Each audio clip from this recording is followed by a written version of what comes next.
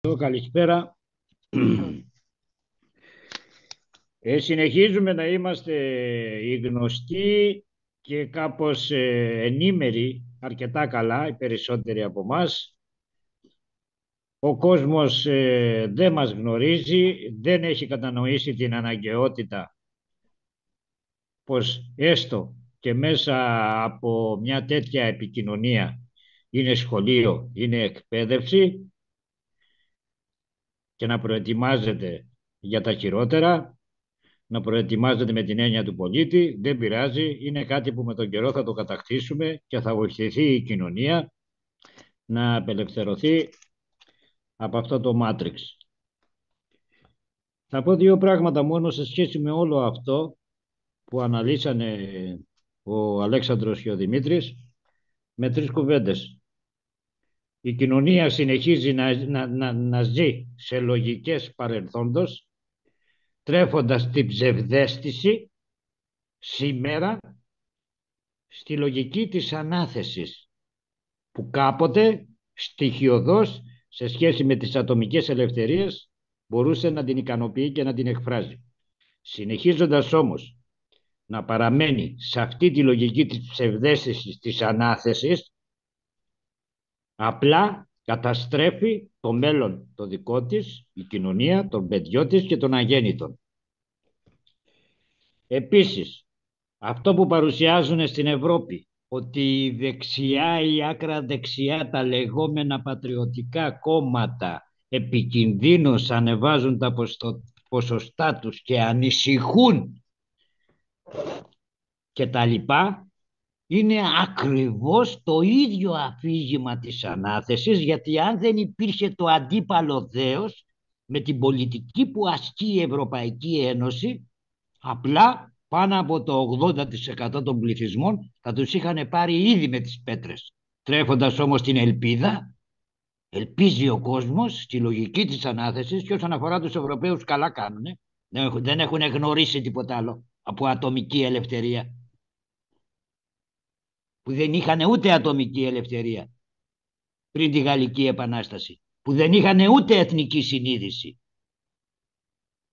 Εμείς επιτρέπεται ακόμα. Λοιπόν, το κλείνω, δεν έχω να προσθέσω κάτι άλλο.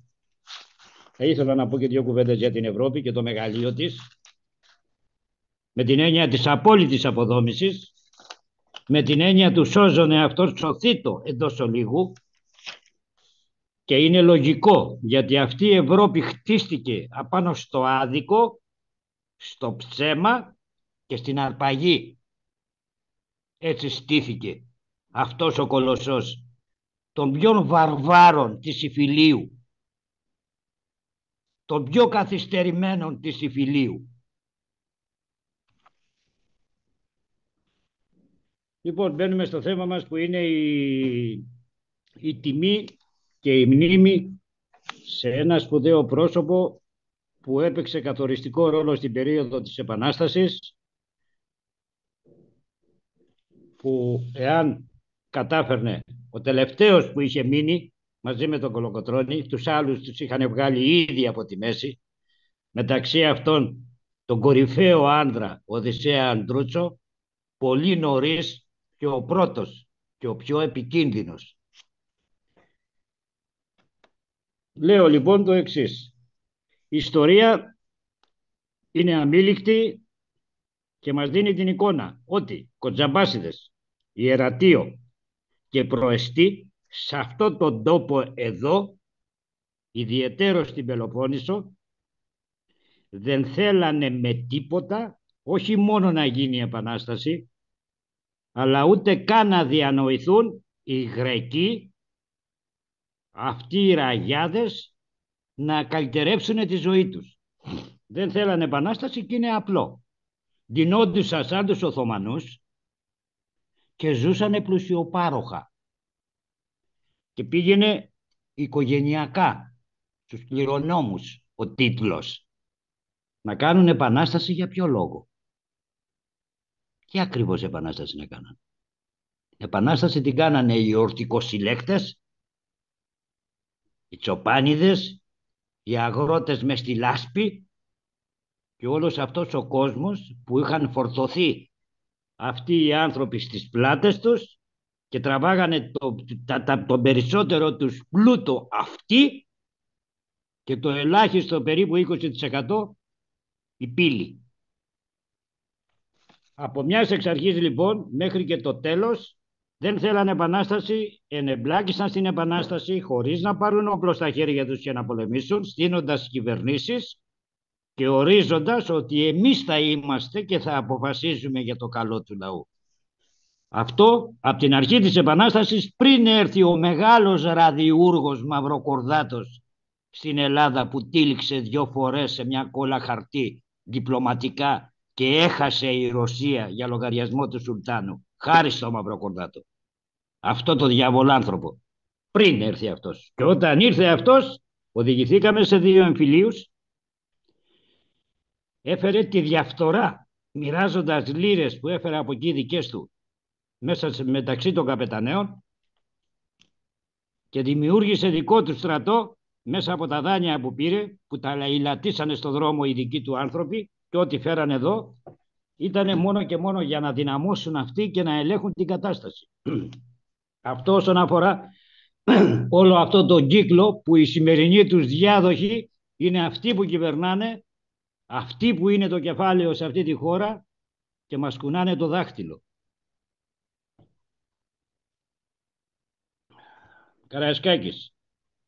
Είναι γνωστό, γεννήθηκε από την Καλογριά, τουλάχιστον ιστορικές πηγές στη συντριπτική της πλειοψηφία αυτό μας δίνουν, σε επαφή και σχέση που δημιούργησε ευκαιριακή ο Καραΐσκος μαζί της στο μοναστήρι που πήγε να φιλοξενηθεί και γεννήθηκε αυτό το παλικάρι, αυτός ο ήρωας από αυτή τη γυναίκα, την Καλογριά, τη Τσιμισκή, σε Σπηλιά.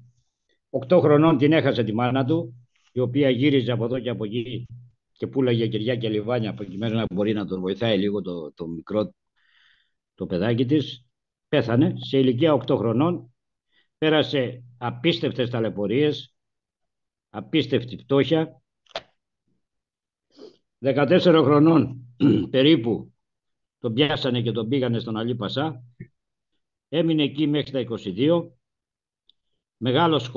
μεγάλη σχολή εκεί για τον Καραϊσκάκη, που σίγουρα τον βοήθησε να γίνει αυτός που έγινε, έμαθε πάρα πολλά πράγματα.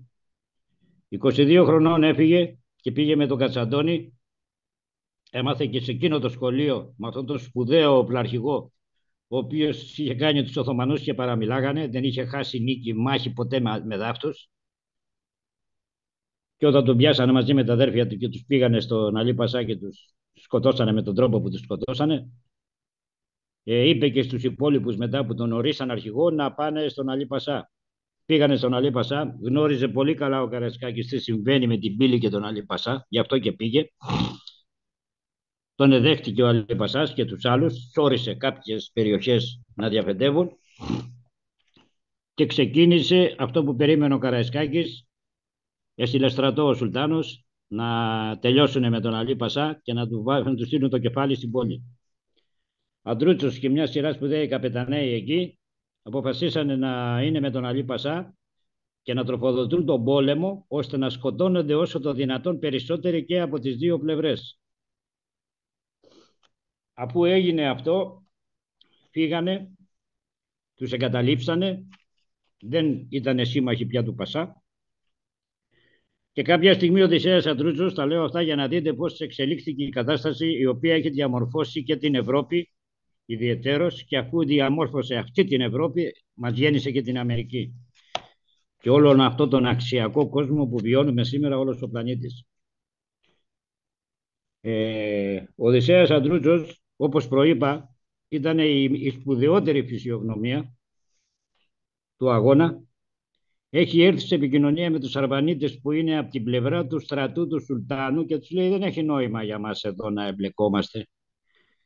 Μαζί να ελευθερώσουμε την Βαλκανική και εσείς την πατρίδα σας και εμείς τη δική μας κτλ. 25.000 στρατός, πάρα πολύ δυνατός στρατός αυτός, συμφώνησε με τους Έλληνες να δουν από κοινού πώς θα μπορέσουν να νικήσουν τα Οθωμανικά στρατεύματα και να ελευθερωθούν.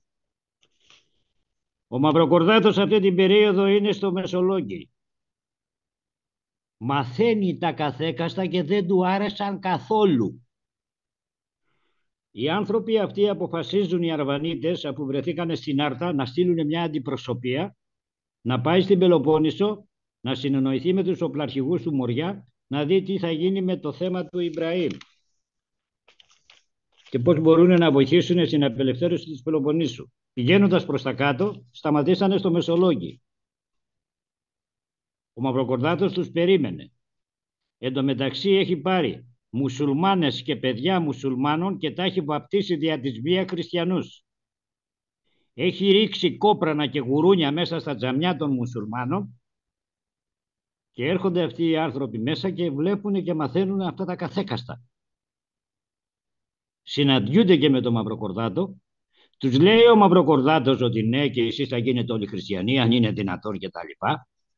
Ακολούθησε και άσκησε δηλαδή μια πολιτική τέτοια ώστε να μην γίνει αυτή η συμμαχία, γιατί θα ήταν μηδενικό στα σχέδιά του ο κύριος Μαυροκορδάτος. Αυτή ήταν η αγάπη του για την πατρίδα.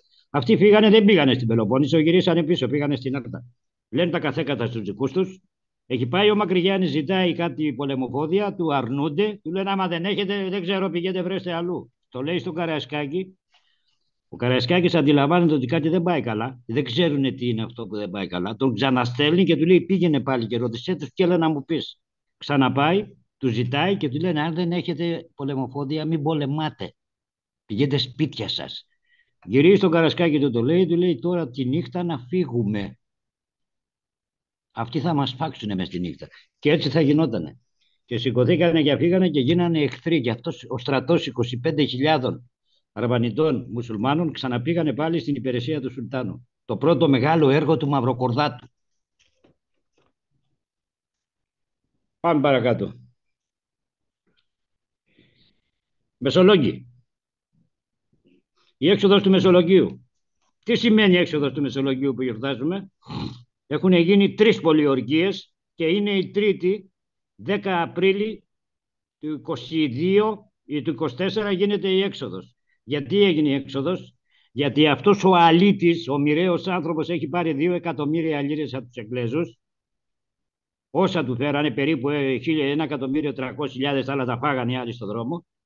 Και δεν δίνει μία δεκάρα στο Μεσολόγγι και ούτε στο στρατόπεδο του Καραϊσκάκη που είναι απ' έξω με 4.000 στρατό. Ο Κιουταχής έχει κάνει το μνήμα του στο Μεσολόγγι και διαλύεται το στρατόπεδο γιατί δεν έχουν να φάνε. Οι Μεσολογγίτες αναγκάζονται να κάνουν την έξοδο γιατί δεν έχουν ούτε πολεμοφόδια ούτε να φάνε. Θα πεθάνουν της πείνας και κάνουν την έξοδο. Ο Βούλγαρος τους πρόδωσε, έγινε μεγάλη σφαγή την προδοσία του Βούλγαρου. Ότι θα βγουν οι Μεσολογγίτες το βράδυ και τους περιμέναν απ' έξω οι Οθωμανοί. Κιουταχής και οι Ιμπραήμ μαζί. Τι θα είχε γίνει αν είχε τροφοδοτήσει το Μεσολόγγι? Θα είχε ιτηθεί ο σπουδαιότερος στρατηγός του Σουλτάνου και από εκεί και πέρα μέσα σε εκείνη την περίοδο θα είχε ευνηδιαστεί όλος ο πλανήτης. Δεν είχαν καταλάβει τι συμβαίνει στην Ελλάδα. Θα είχαμε ελευθερωθεί 2 χρόνια πριν, θα είχαν ευνηδιαστεί, θα ήταν τέτοια η δυναμική που δεν θα τολμούσε κανείς να μπει μπροστά και θα είχαμε φτάσει στην Κωνσταντινούπολη, την οποία ήδη την εγκαταλείπανε κατά χιλιάδες οι μουσουλμάνοι εκείνη την περίοδο, γνωρίζοντας τι τους περιμένει. Να είναι καλά ο Μαυροκορδάτος. Ήτα τεράστια, έχουμε πάρει το δεύτερο δάνειο 2 εκατομμύρια αγγλικές λίρες και έχουν έρθει οι Εγγλέζοι πια, αφού τους άνοιξε τις πόρτες ο Μαυροκορδάτος, ούτε ξέρανε τι γίνεται εδώ οι Εγγλέζοι. Τι είμαστε εμείς και τι κάνουμε. Να είναι καλό ο Μαυροκορδάτος, τους έφερε εδώ. Φεύγουμε από εκεί, να φτάσουμε στο σήμερα λέγοντας στο θέμα μας σε σχέση με τη δολοφονία του Καραϊσκάκη. Μετά από καιρό, ο Κιουταχής είναι στην Αθήνα, έχει πάρει όλη τη στερεά Ελλάδα, ό,τι η Ρούμελη πάλι ξανά προσκυνημένη και έχει μείνει η Αθήνα, είναι πολιορκημένη μέσα στην Ακρόπολη. Έρχεται ο Καραϊσκάκης στην Αθήνα, κάνει στρατόπεδο στο Χαϊδάρι. Αντιλαμβάνεται όμως ότι δεν πρέπει να προχωρήσει να χτυπήσει τον Κιουταχή, πρέπει να γίνουν κάποια άλλα πράγματα πρώτα και μετά να τον περιποιηθεί αυτόν. Σημειωτέων, στα κάτω Πατήσια, ο Κιουταχής κάνει το δεύτερο του μνήμα. Το πρώτο το γλίτωσε στο Μεσολόγγι. Κάνει το δεύτερο του μνήμα στα κάτω Πατήσια. Φεύγει Οκτώβρη καιρό ο Καραϊσκάκης με 1.100 άνδρες, ξυπόλυτους νηστικούς, απέδευτους, με όπλα ντεμένα με σκοινιά στην πλάτη, χειμώνα καιρό να πάει να ελευθερώσει τη Ρούμελη. Όταν οι Σπαρτιάτες Δεκέμβρη καιρό αποφασίσανε να χτυπήσουν τη Θήβα και έναρξη του πολέμου τον Ιούνιο. Να μην πάνε μες στο χειμώνα οι Σπαρτιάτες. Αυτός ξεκίνησε μες στο χειμώνα, ξυπόλυτη και νηστική. Σε 6 μήνες ελευθέρωσε τη Ρούμελη και δημιούργησε το έπος της Αράχοβας με πάνω από 22.000 νεκρούς Οθωμανούς μόνο στην Αράχοβα. Και έρχεται στην Αθήνα και έχει ελευθερώσει τη Ρούμελη. Θα ελευθέρωνε και την Εύβοια που ήταν η κεντρική τροφοδοσία του Κιουταχή, αλλά πρόλαβε ο Μαυροκορδάτος και έστειλε τον Κουντουριώτη και τα κάνανε εκεί μαντάρα και παραλίγο να σφαχτούν και όλοι. Τελευταία στιγμή προλάβανε και γλιτώσανε, οπότε δεν μπορούσε να πάει από εκεί. Έρχεται στην Αθήνα. Φεύγει το Χαϊδάρι, πάει στο Κερατσίνι, στρατηγικό σημείο. Έρχεται σε επαφές με τους Εγγλέζους, πώς τον λένε, για να δω, εδώ το έχω σημειώσει. Αυτό τον υπεύθυνο, τον επικεφαλής των Εγγλέζων. Τον Κόχραν, Όχι τον Κόχραν, αυτοί ήταν οι επικεφαλής που συμφωνήσανε να μπουν ο Έμιλτον, πώς λεγόταν. Απεσταλμένος πολιτικός των Εγγλέζων και συμφωνούν Κολοκοτρώνης, Καραϊσκάκης, ο Άμιλτον να δεχτούν. Είμαστε πια σε αδυναμία, έτσι. Χάθηκε το Μεσολόγγι και έχουν γίνει και άλλα πολλά από το Μαυροκορδάτο. Και είμαστε υποχρεωμένοι να δούμε πώς μπορούμε να βοηθηθούμε. Που τους φοβόμαστε πια και τους Εγγλέζους. Είμαστε σε μεγάλη αδυναμία. Να δεχτούν τον Τζόρτσιν και τον Κόχραν επικεφαλής του στρατού οι Έλληνες και σαν συμφωνία υπέρ των Ελλήνων να προτείνανε ο Κολοκοτρώνης και ο Καραϊσκάκης να έρθει να κυβερνήσει την Ελλάδα ο Καποδίστριας. Δεχτήκανε τον Κόχραν και τον Τζόρτσιν. Οι Εγγλέζοι δεχτήκανε να έρθει ο Καποδίστριας, λένε οι ιστορικοί, πιστεύοντας ότι ο Καποδίστριας, όπως είχε αρνηθεί και στο παρελθόν, θα αρνηθεί και τώρα και δεν θα έρθει στην Ελλάδα να κυβερνήσει. Και έτσι υπογράφηκαν οι συμφωνίες. Τους βάζει επικεφαλής αυτούς. Έρχονται στην επιχείρηση των Αθηνών. Του βάζουν 1.002 εμπόδια.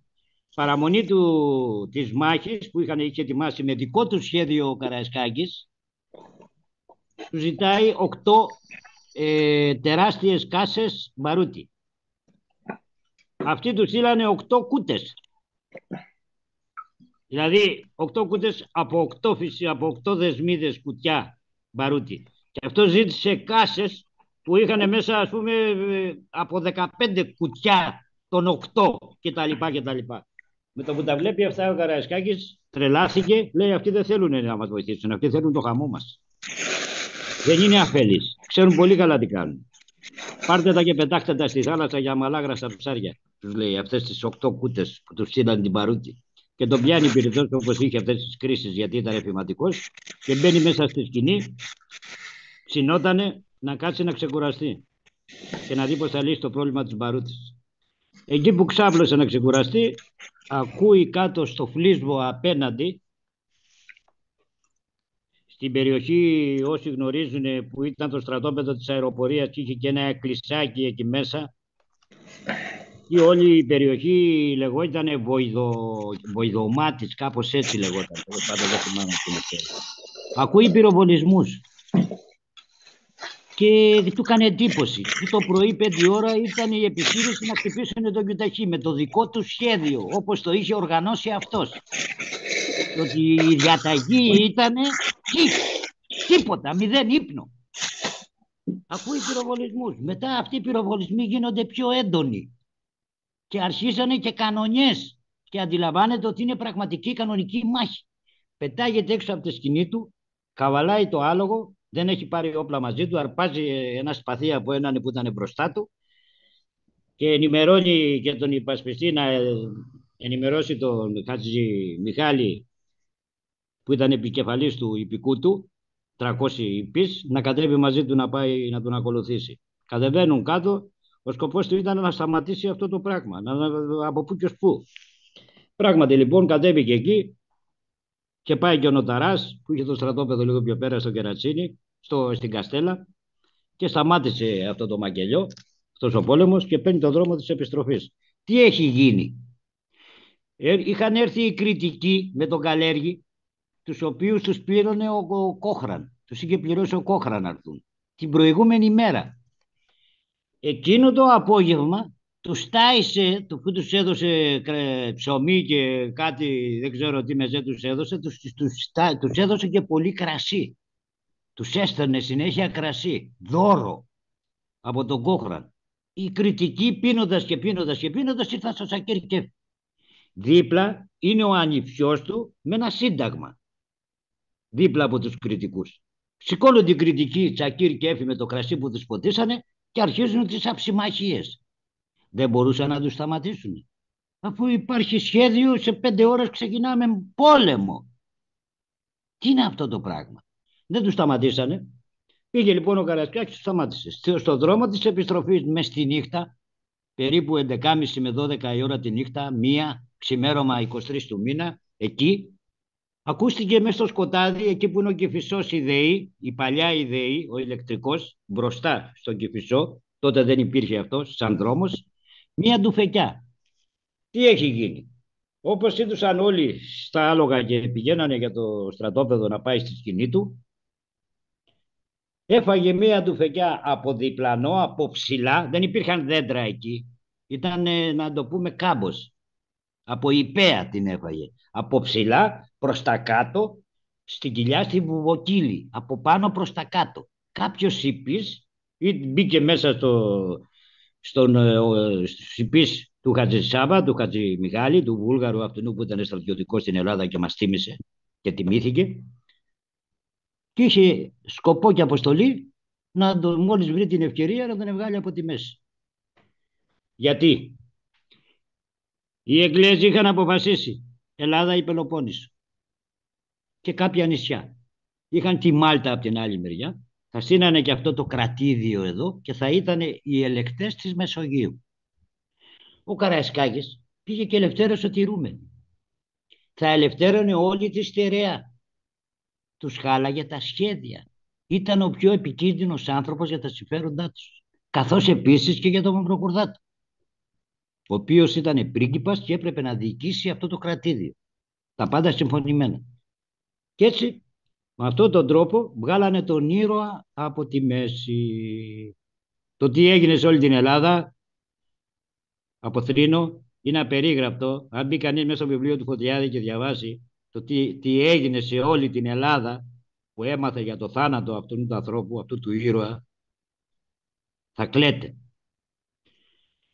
Την άλλη μέρα ο Κόχραν και ο Τσόρτσιν καλέσαν τους καπεταναίους να πάνε να χτυπήσουν με το δικό του σχέδιο τον Κιουταχή. Δεν τρέπεστε, τους λένε. Εδώ έχουμε την κηδεία του αρχηγού μας. Δεν τρέπεστε. Κάνανε πίσω βλέποντας ότι αγριέψανε αυτοί και το αφήνουνε. Μετά από 2 μέρες δίνουν εντολή να μαζευτεί ο στρατός και να μπουν μέσα, να ανέβουν απάνω και να χτυπήσουν τον Κιουταχή. Κάτι που το είχε αρνηθεί ο Καραϊσκάκης, λέγοντάς τους ότι εμείς με 10.000 στρατό θα τα βάλουμε με 50.000 στρατό στον κάμπο και με υπηκό 300 άτομα όταν αυτός έχει 5.000 υπείς. Αν θέλετε, λέει, το χαμό μου, να χαθώ εγώ, γιατί θα πρέπει να χαθεί όλος αυτός ο στρατός. Και αρνιότανε να τους εφαρμόσει το σχέδιο και έκανε αυτό το σχέδιο το οποίο θα πετύχαινε. Γι' αυτό και τον δολοφονήσαν. Και τους στέλνει λοιπόν ο Κόχραν και ο Τσόρτσιν να ανέβουν από τη Σιγρού, να πιάσουν από τα κάτω πετράλωνα μέχρι απάνω την πλατεία του Ανάλωτου τη σημερινή και λίγο πιο πάνω στον Άγιο Σπυρίδωνα, την εκκλησία, αν θυμάμαι καλά πώς λέγεται η εκκλησία αυτή, μια γραμμή περίπου τα 3 χιλιόμετρα να κάνουν ταμπούρια, που δεν προλάβανε να κάνουν ταμπούρια. Τα ταμπούρια που κάνανε μπαίναν ολόκληροι μέσα. Το ταμπούρι που προλάβανε και φτιάξαν εκεί φτάνανε μέχρι τον Αφαλό και τους στείλανε σήμα να μην κάτσουν, να πάνε άλλη μέρα. Και τους αρνηθήκανε ο Κόχραν και ο Τσόρτσιν. Ο στρατός αυτός είναι 3.500-4.000 άντρες. Ξεκινάει η μάχη, τους επιτίθονται τα Οθωμανικά στρατεύματα Και όσο είχαν τη δική τους μπαρούτι, τους ρίχνανε και τους σκοτώνανε κατά εκατοντάδες. Και σημειωτέων ότι σε όλο τον κόσμο, εκείνη την περίοδο έχουμε και τους Αμερικάνους καμπόιδες, σε όλο τον κόσμο οι καλύτεροι σκοπευτές θεωρώντουσαν αυτή η φουρνιά της Επανάστασης του 21, οι καλύτεροι σκοπευτές στον κόσμο. Γιατί πάντα είχαν λειψή μπαρούτι και έπρεπε η βολή που θα ρίξουν να είναι μία και έξω, εδώ πάνω στο μέτωπο, εδώ. Και θεωρώντουσαν οι καλύτεροι σκοπευτές. Μόλις τελείωσε η δική τους η μπαρούτι, πήρανε την μπαρούτι, τις κάσες, όχι τις κασόνες που είχε ζητήσει ο Καραϊσκάκης, και πάνε να βάλουν από αυτές στα όπλα τους. Η μπαρούτι αυτή ήταν βρεμένη και αντί να ρίχνει βόλη έκανε με αποτέλεσμα να μπουν οι χιλιάδες Οθωμανοί και οι πίσω από πάνω να τους ποδοπατάνε. Σφάξανε σε αυτή τη μάχη 1.700, 200 καπεταναίους τους μάζεψε, τους εχμαλώτησε ο Κιουταχής και τους έκοψε τα κεφάλια. Οι υπόλοιποι κάνανε πίσω και προλάβανε και γλίτωσαν, και απέναντι από το Κερατσίνι βλέπανε 7.000 στρατός το χαμό και ζητάνε άδεια από τον Κόχραν και τον Τζόρτσιν να πάνε να τους βοηθήσουν, να τους πάρουν από εκεί, να μην τους φάξουν. Και ο Κόχραν και ο Τζόρτσιν αρνιότανε. Καθίστε εδώ, ήταν η διαταγή. Αυτό λοιπόν ήταν ο θάνατος του Καραϊσκάκη με τον τρόπο που έγινε και η διάλυση του ελληνικού στρατού. Και από εκεί και πέρα ο Μαυροκορδάτος δημιούργησε αυτή την Ευρώπη και αυτή την πατρίδα, αυτό το κρατήδιο. Και τα λέω αυτά γιατί, κλείνοντας, ο ελληνισμός εκείνη την εποχή ήταν πάνω από 10 εκατομμύρια. Όσοι ήταν οι Άγγλοι και περισσότεροι από τους Οθωμανούς. Ο ελληνισμός εκείνης της εποχής που είχε γεωγραφικό έδαφος όσο ήταν η Γερμανία και η Γαλλία, εκτός τη θάλασσα, έλεγε και τις τρεις οικονομίες εκείνης της εποχής των τριών αυτοκρατοριών. Ελέγχανε το εμπόριο και την αυσιπλοεία. Τα προϊόντα, λέει, των Ελλήνων εμπόρων περνάγανε μέσα από τον ποταμό Τάμεση και τροφοδοτούσαν το Λονδίνο. Εάν λοιπόν δεν είχε συμβεί το Μεσολόγγι και αυτό το πράγμα με τη δολοφονία του Καρασκάκη και τη μάχη του Ανάλατου, δεν υπήρχε στρατός να μας κρατήσει, γιατί με το που θα πηγαίναμε στην πόλη θα ερχόντουσαν στα όπλα τα εκατομμύρια των Ελλήνων εκεί, ήδη θα είχαν ξεσηκωθεί και οι Βαλκάνοι, οι Σέρβοι και οι υπόλοιποι, και τα εκατομμύρια των Ελλήνων που ζούσαν σε αυτές τις χώρες, στη Μολδοβλαχία, στη Ιουγκοσλαβία κτλ. Εκείνης της εποχής.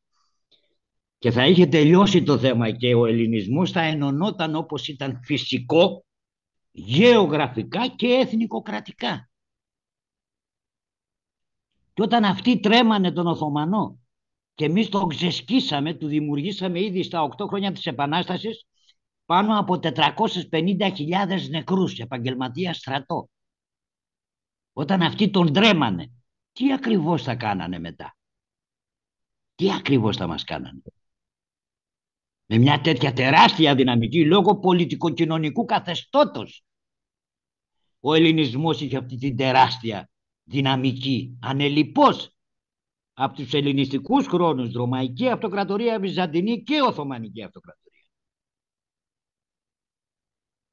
Θα ήταν άλλος ο χάρτης της Ευρώπης, άλλη η πολιτική στην Ευρώπη, άλλη η κατάσταση στον πλανήτη σήμερα. Αιωνία του η μνήμη.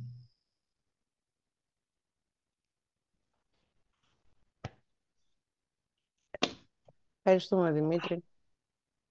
Πολύ καλή ανάλυση σου, όπως πάντα. Να σε ρωτήσω, οι πηγές σου ποιες είναι? Φωτιάδης, Κόκκινος και ο Μπαρμπαγιάννης ο Σκαρίμπας, ο αγαπημένος μου. Ωραία. Λοιπόν, θέλει κάποιος να ρωτήσει κάτι? Ναι, εγώ θέλω να ρωτήσω το Δημήτρη. Επίσης, συγγνώμη Αλέξανδρε, μισό λεπτό. Ο Σπηλιάδης που ήταν στην εποχή και πολέμαγε, έγραψε 5 τόμους. Ξέρετε πόσοι έχουν κυκλοφορήσει? Από το 1956 και μετά. Οι 3.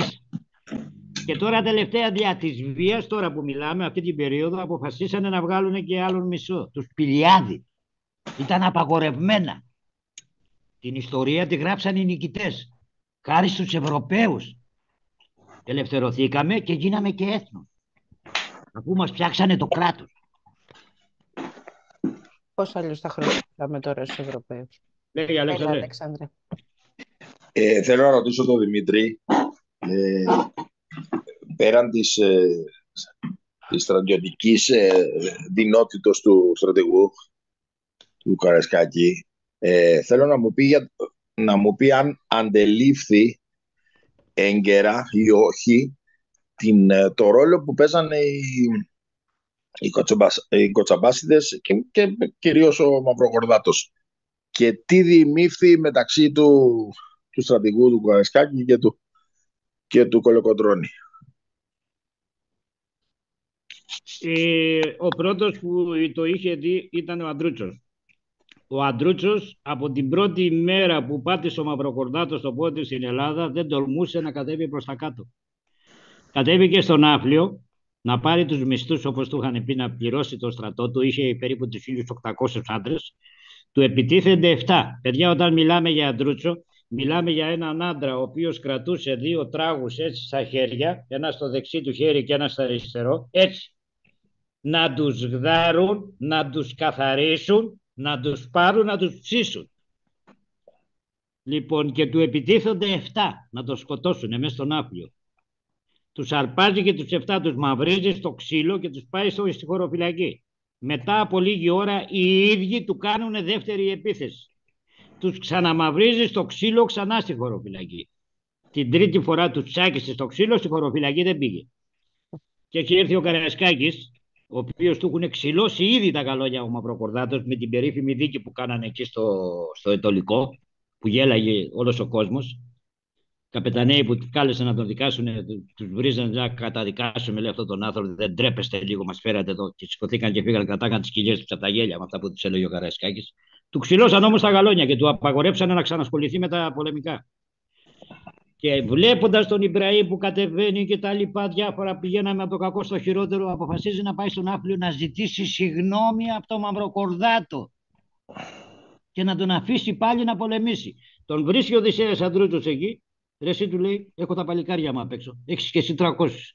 Πάμε μέσα, ρε, του λέει, μην αφήσουμε κανέναν από αυτό ζωντανός. Όχι πατρίδα δεν θα λέω. Τα βλέπεις, του λέει, και τα ξέρεις. Ο Καραϊσκάκης είχε πάει για συγγνώμη. Είχαν γίνει 2 εμφύλιες. Ρε, εσύ, Οδυσσέα, τώρα. Άστο λίγο να δούμε. Και κάνει πίσω ο Καραϊσκάκης. Μετά βρίσκει τον Κολοκοτρώνη ο Οδυσσέας Αντρούτσος. Μου φαίνεται μετά τα δαρπενάκια. Και του λέει, κοίτα να δεις. Τώρα που έχουμε την επιρροή και τη δύναμη, πρέπει να τελειώσουμε με αυτούς. Εάν δεν το κάνουμε τώρα και αλλάξει ο συσχετισμός, ούτε πατρίδα θα ελευθερωθεί και τα κεφάλια τα δικά μας θα πέσουν πρώτα. Επίσης, όταν τον κυνηγάγανε, έλεγε σε διάφορους που είχε επικοινωνία, φίλους όπως τον Νικηταρά, ότι είναι καλύτερα να μείνουμε κάτω από τον Οθωμανικό ζυγό, όπως ήμασταν πριν, παρά να μας κάνουν κουμάντο οι Ευρωπαίοι, οι Εγγλέζοι και οι Γάλλοι. Θα είναι καταστροφή για τον τόπο. Ο Οδυσσέας Αντρούτσος, ο οποίος γνώριζε και τις μασονίες. Στη δεύτερη φάση που βρίσκει τον Κολοκοτρώνη ο Οδυσσέας Αντρούτσος και του ξαναλέει πάλι να τελειώνουν με δάφτους, αρνήθηκε εκείνον η Κιταράς εκεί. Και του λέει, θύε, του λέει, ας μην τον σκοτώσουμε, να φανεί σαν ατύχημα. Και έγινε ατύχημα. Κάπου περνάγανε οι πρίγκιπες αυτοί όλοι οι κοτσαμπάστες οι προεστοί και τους επιτεθήκανε Τούρκοι, Οθωμανοί, Αρβανίτες. Και τους ατύχημα ήταν, δεν φταίμε εμείς. Πάλι αρνήθηκε ο γέρος. Και καθώς επίσης ο Σκαρίμπας λέει ότι κάθε φορά που τα παλικάρια συναντούσαν αυτή τη φάρα, πήγαινε, λέει, το χέρι έτσι ασυναίσθητα να βγάλουν τα γιαταγάνια, να τους φάξουν σαν τα τραγιά. Εννοείται ότι τους φάζανε σαν τα τραγιά, έτσι. Εννοείται, όπως τα ακούμε. Τα χαλίμονο. Δηλαδή είχαν διαλύσει τους Οθωμανούς. Δεν υπήρχε μάχη που να είναι 1-1, 1-2. Οι μάχες ήταν 1-3, 4, 5, 6 και με όπλα άχρηστα και νηστικοί. Λοιπόν, θα τους φάσανε σε τραγιά. Κάθε φορά, λέει ο Σκαρίμπας, έμπαινε ο γέρος μπροστά και τους έλεγε σταθείτε, πού πάτε. Εδώ τους έχουμε κλεισμένους στα κάστρα σαν τα πουλιά. Όποτε θέμε τους σκοτώνουμε. Αυτό λέει ο Σκαρίμπας, το όποτε θέμε τους σκοτώνουμε, έφαγε την Επανάσταση. Αυτά, Αλέξανδρε. Πολύ σημαντικό. Γι' αυτό ήθελα να το πεις αυτό. ήταν και φοβερός τύπος, χωρατατζής, είχε μια αγριάδα και μια ευαισθησία ταυτόχρονα. Θα σας πω ένα χαρακτηριστικό για το χωρατατζή. Ευφυής και ταυτόχρονα. Άκου Αλέξανδρε, άκουγε για τον πρίγκιπα, ο πρίγκιπας από την πύλη, ο διπλωμάτης, ο μορφωμένος, δεν τον είχε γνωρίσει. Ναι, και κατεβαίνει στην Πελοπόννησο όταν είχε έρθει ο Ιμπραήμ. Να σας πω και για τον Ιμπραήμ, έτσι. Είναι στην Πύλο, έξω από την Πύλο στο Ακροτήρι και έρχεται στη χώρα μας με 70-80 χιλιάδες στρατό. Εκείνη την περίοδο που έρχεται να μπει στην Πύλο, ο πρίγκιπάς μας ο Μαυροκορδάτος έχει ορίσει αρχιστράτηγο τον Κούρα και τον εστέρνει στη Ρούμελη με 9.000 στρατό να συλλάβει ζωντανό ή νεκρό τον Οδυσσέα Αντρούτσο. Έρχεται ο Ιμπραήμ στην Πύλο, μπαίνουν τα πλοία μέσα και γράφει ο ιστορικός, όπως κατεβαίναν οι Αιγύπτιοι, πέφτανε κάτω. Γιατί τους είχε πιάσει ο καιρός και είχαν γίνει κοτόπουλα. Ο πρίγκιπας θεώρησε πιο σημαντικό για την πατρίδα να στείλει 9.000 στρατό να πάνε να συλλάβουν τον προδότη. Εντάξει. Λοιπόν, στο συναντάει τον πρίγκιπα κάτω στην Πελοπόννησο να τον εγνωρίσει. Την ώρα που ήταν ο Ιμπραήμ είχε κάψει ένα σωρό περιοχές και προχώραγε. Δεν τον σταμάταγε τίποτα. Κάποια στιγμή συναντιούνται με το στρατό του Ιμπραήμ. Είναι και ο Καραϊσκάκης εκεί με τα παλικάρια του και κάποιοι άλλοι καπεταναίοι δικοί του κτλ. Και ο στρατός του Μαυροκορδάτου. Έχει μαζί του έναν καπετάνιο. Δηλαδή τον πλοίον άνθρωπο. Εδώ θα σταθούμε να κάνουμε τα ταμπούρια μας. Κάθονται του Κολοκοτρώνη, ξέρανε να κάνουν ταμπούρια. Πάνε οι άλλοι του Μαυροκορδάτου. Τι ταμπούρια να κάνουν. Και πάει ο Καραϊσκάκης και του λέει του καπετάνιου, του λέει: δεν είναι ταμπούρια αυτά. Θα σας φάξουν. Άκου να δεις, του λέει καπετάνιο, τα ταμπούρια είναι τα στήθια μας. Ήτανε, λέει, παλικάρι, αλλά το σκότωσαν εκεί πέρα. Έγινε μια σφαγή. Φεύγουνε. Τους έσωσε ο Καραϊσκάκης. Το καπετάνιο δεν τον έσωσε. Σκοτώθηκε. Κάνει έτσι, μπαίνει μπροστά ο Καραϊσκάκης με τους δικούς του, πιστοχωρούν του Ιμπραήμ, καταφέρνει, τους σώζει. Φεύγουνε. Το βάζουν στα πόδια, φεύγουνε. Φτάνουν σε ένα σημείο και βλέπει ο Μαυροκορδάτος κάπου κάτι μαύρα μέσα στους ελαιώνες και βάζει τις φωνές. Ο Ιμπραήμ. Παίρνει ένα τραχαλιτό ο στρατός του. Πήγανε πόσα χιλιόμετρα, φωνάζει ο Καραϊσκάκης, σταματήστε ρε, του λέει, περιμένετε εδώ. Φεύγει, γυρίζει πίσω, πάει εκεί, τι ήταν χιλιάδες κοράκια που περνάγανε από εκεί και ο Μαυροκορδάτος τα είχε περάσει για το στρατό του Ιμπραήμ και γυρίζει και του λέει: «Ωρε εσύ πρίγκιπα, ήρθα να σε γνωρίσω, σαν αρχηγό μας και ηγέτη μας που είσαι. Αλλά βλέπω ότι όσο μυαλό, συγγνώμη για την έκφραση, αυτά είπε, όσο μυαλό έχω στα αρχίδια μου, έχεις εσύ το κεφάλι σου. Πάμε ωραία, του λέει, να φύγουμε. Πάμε ωραία να φύγουμε από δάφτους εδώ που μπλέξαμε». Και φώναζε ο Μαυροκορδάτος: «Πού πας, κάτσε εδώ!» Και φώναζε.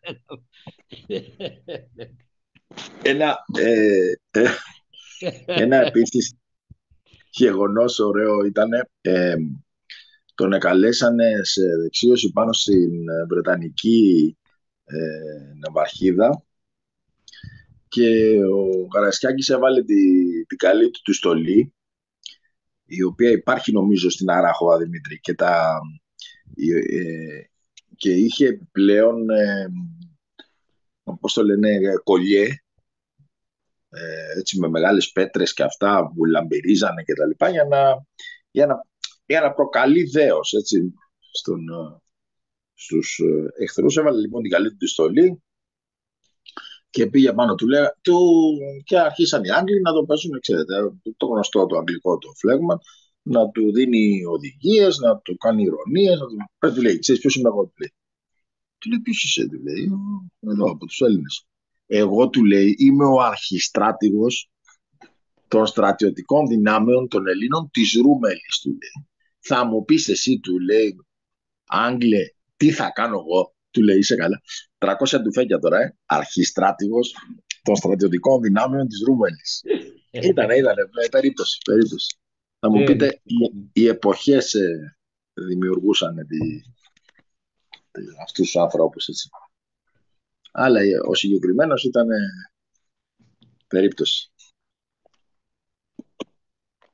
Αυτό μπορώ να σου πω, Αλέξανδρε, το τελευταίο σχόλιο που έκανες, ότι δεν άλλαξε στην αντίσταση. Εάν πάρεις και διαβάσεις Δεν θα σου πω αριστερού, έγραψε για την αντίσταση ένας, πώς λέγεται μου ρε γάμο, ο οποίος δεν ανήκει στο χώρο της αριστεράς, προοδευτικός γενικά.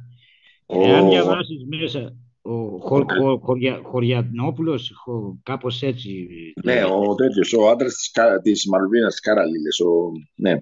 Ναι, το Αχ, διάβασα αυτό το βιβλίο και το διαβάζοντας το μέσα έγραψε τον αρχηγό των Ατάχτων. Ναι, μπράβο, μπράβο. Το έχω και το Ο διάβασα. Χαριτόπουλος. Ο Διονύσιος Χαριτόπουλος, Χαριτόπουλος. μπράβο. Πολύ καλός. Και, δηλαδή, επειδή σε έχω διαβάσει το 21, διαβάζω και την αντίσταση και βλέπεις τις ίδιες φιγούρες. Αλλά είναι ο Ναι, κόσμος της υπαίθρου ακόμα. ναι, Κατάλαβες. Ενώ σήμερα η υπαίθρος έχει ρημάξει. Τρόποντινά. ναι.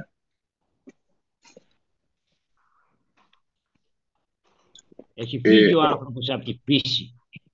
Δηλαδή μιλάμε για την ελευθερία, αλλά δεν έχουμε συνείδηση απόλυτη της έννοιας ελευθερίας, όπως είχαν αυτοί οι άνθρωποι που ήταν μέσα στη φύση, με τα ζωντανά, με τα φυτά, με τα δέντρα. Ήταν απόλυτα ταυτισμένοι με τη φύση και την ελευθερία, την απόλυτη έννοια της ελευθερίας. Τεράστια εάν, διαφορά. εάν δεν μονοπολούμε, και θέλει κάποιος άλλος να πει κάτι, Μαρία, να πει, για όνομα Θεού. Εννοείται. Είναι και χαρά Να, μας να ακούσουμε και άλλους Ναι, φίλους δεν και φίλες. έχει κάποιος. αλλά είναι πολύ ωραία αυτά. Είναι πραγματική, Ο έτσι, Δημήτρης πια το ζει. Πραγματικά ε, η αφήγηση ε, είναι. όχι, να πω ότι η αναλογία που αναφέρει ο Δημήτρης, που χάθηκε μετά την Εθνική Αντίσταση, υπήρχαν ψήγματα παντού στα συνδικάτα, έτσι, λέει. Οκ. Κάποιος Αυτά. παιδιά που θέλει κάτι να πει.